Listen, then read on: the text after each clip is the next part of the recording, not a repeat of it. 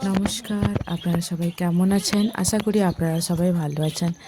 আপনাদের আশীর্বাদ আর ভালোবাসায় আমরাও সবাই ভালো আছি। তো সেদিকে যাস না ছোট্টি রে, বাড়িতে পড়ে যখন ছিলাম, ছোটদি আমাকে নিয়ে গেছিল তাদের বাড়ির কাছে একটা মন্দিরে। তো মন্দিরটা খুবই দারুণ। তো ওদের বাড়ি থেকে বেশি দূরে নয়, 5 থেকে 6 মিনিটের রাস্তা। তো মন্দিরটা একটা আশ্রম বা এনজিওর মাধ্যমে চলে, জানি না। যাই হোক, ওখানে সবাই যতজনকে দেখলাম সবাই সাদা রঙের পোশাক পরে আছে। তো মন্দিরটা বেশি দূরে না, আমার মন্দিরে গিয়ে খুবই ভালো লেগেছিল। শান্তশিষ্ট পরিবেশ, আর ওইখানে অনেক বিশাল বড় জায়গা নিয়ে মন্দিরটি আছে।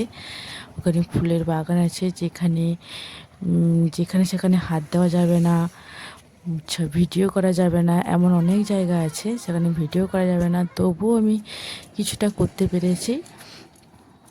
তো চলো দেখা যাক।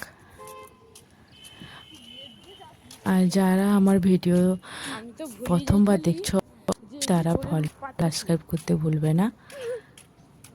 আর আমার ভিডিও কেমন লাগলো অবশ্যই আমাকে লাইক কমেন্ট করে জানাবেন।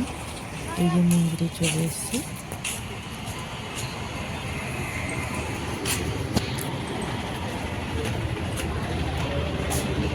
আমি পুরো মন্দিরটা কভার করেছি, কিন্তু একটা শিব মন্দির আছে, ওখানে একদমই ছবি তোলা বারণ।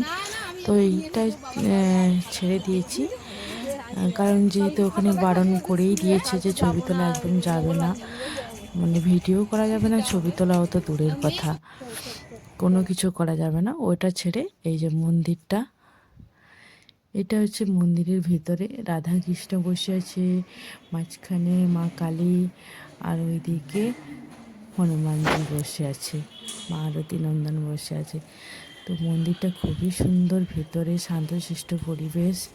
আমরা প্রণাম করে বেরিয়ে যাচ্ছি, দিয়ে বাইরে কিছুক্ষণ ছবি তুলবো, তাই বাড়ি চলে যাব। তো দেখা হবে পরের ভিডিওতে।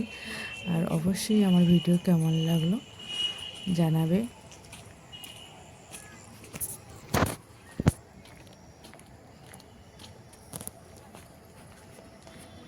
সব শিখো কোথায়, ড্রয়িং এ কোথায়